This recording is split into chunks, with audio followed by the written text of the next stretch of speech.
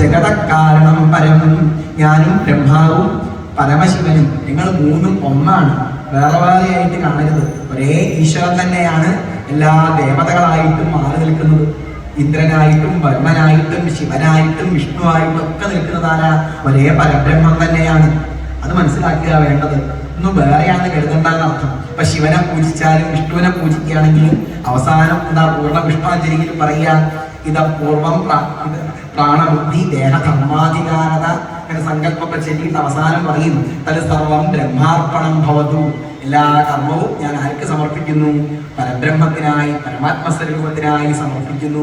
ഒരേ ഈശ്വരൻ തന്നെയാണ് നമ്മെ അനുഗ്രഹിക്കാൻ ശിവരൂപത്തിലും വിഷ്ണു രൂപത്തിലും ബ്രഹ്മാവിന്റെ രൂപത്തിലും വരുണന്റെ രൂപത്തിലും അതുപോലെ സുബ്രഹ്മണ്യന്റെ രൂപത്തിലും ഗണപതിയുടെ രൂപത്തിലും ഒക്കെ ആയിട്ട് മാറി നിൽക്കുന്നത്.